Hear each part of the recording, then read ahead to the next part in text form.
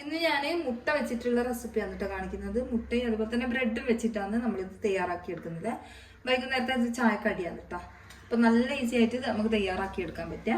അപ്പോൾ കുട്ടികളൊക്കെ ക്ലാസ്സും വിട്ട് വരുന്ന സമയത്ത് വൈകുന്നേരം പെട്ടെന്ന് തന്നെ നമുക്ക് ആക്കി കൊടുക്കാം കേട്ടോ. അപ്പോൾ അതിന് വേണ്ടിയിട്ട് ഞാൻ ആദ്യം ഒരു വലിയ ഉള്ളി എടുത്തിട്ടുണ്ട്, ഇതുപോലെ ഒന്ന് കട്ടാക്കി എടുത്തിട്ടുണ്ട്. പിന്നെ നിങ്ങൾക്ക് എരിവ് എത്ര വേണോ അത്രയും പച്ചമുളക് എടുക്കാം.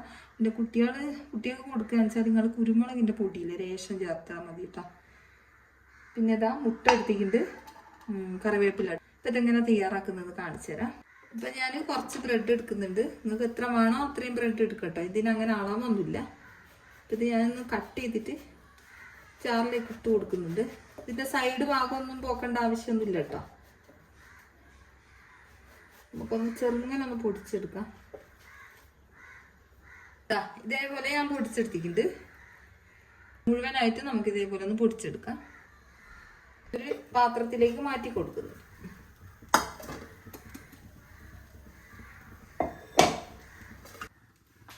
ഇപ്പം മുഴുവൻ ബ്രെഡും ഞാനിവിടെ പൊടിച്ചെടുത്തിട്ടുണ്ട്. ഇനി ഇത് പാനിലിട്ട് നമുക്കൊന്ന് വാട്ടിയെടുക്കണം. അതിന് വേണ്ടിയിട്ട് ഞാൻ കുറച്ച് ബട്ടർ എടുത്തിട്ടുണ്ട്, ഇതിലേക്ക് ഇട്ട് കൊടുക്കാം. ബട്ടറില്ലെങ്കിൽ നമ്മൾ സാധാ നെയ്യില്ലേ അത് ചേർത്ത് കൊടുത്താൽ മതിയേ, കുറച്ച് മതി. ഇതിലേക്ക് ഇട്ട് കൊടുക്കാം. കൊള്ളുകയാണെങ്കിൽ കുറേശ്ശെ ഇട്ട് കൊടുത്തിട്ട് വറുത്തെടുത്താൽ മതി കേട്ടോ.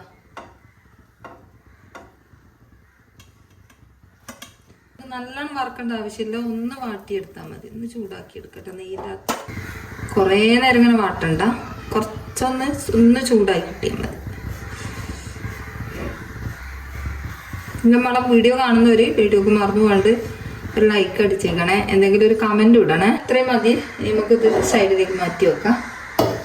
ഇനി ഇതിന്റെ മുകളിലേക്ക് വേറൊരു പാത്രം വെച്ചു കൊടുക്കാം.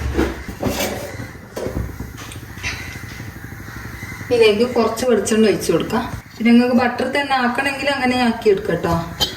ഞാനിപ്പം വെളിച്ചെണ്ണാണ് ഒഴിച്ചു കൊടുക്കുന്നത്, കുറച്ച് മതി. ഇതിലേക്ക് വലിയ ഉള്ളി ചേർത്ത് കൊടുക്കാം. നല്ലോണം തന്നെ മാറ്റി കൊടുക്കാം. ഒരു കളറൊന്ന് മാറി വന്നോട്ടെ. ഇതിലേക്ക് ഒരു കഷ്ണം ഇഞ്ചി ഇട്ട് കൊടുക്കാം.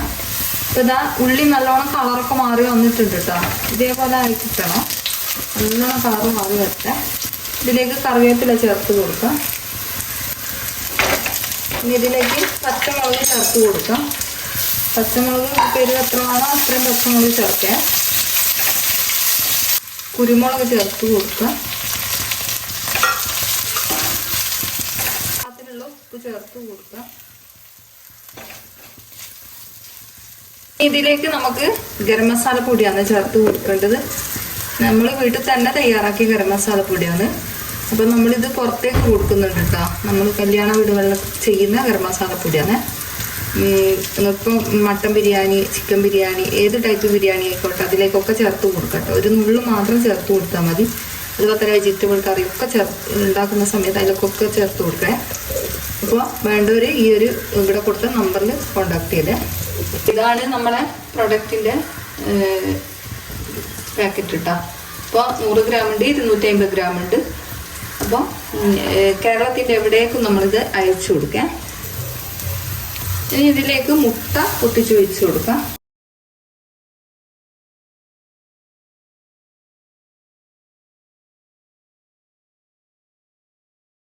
ഇത് നല്ലോണം ചിക്കി കൊടുക്കാം.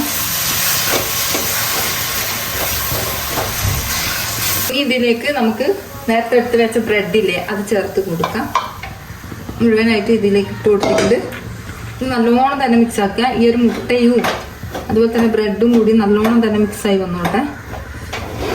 അപ്പോൾ ഒരു പ്രാവശ്യം കൂടി ഇതേപോലെ ഒന്ന് കുട്ടികൾക്ക് ചെയ്ത് കൊടുക്കട്ടോ. എന്തായാലും നിങ്ങൾക്ക് ഇഷ്ടാവും. നല്ല അടിപൊളി ടേസ്റ്റാണ്, കഴിക്കാൻ അടിപൊളിയാട്ടോ. ഇത്രയേ ഉള്ളൂ പണി. നമുക്ക് വേണമെങ്കിൽ ഇതിൽ മഞ്ഞപ്പൊടി ചേർത്ത് കൊടുക്കട്ടെ. ഞാൻ അതൊന്നും ചേർത്ത് കൊടുത്തില്ല.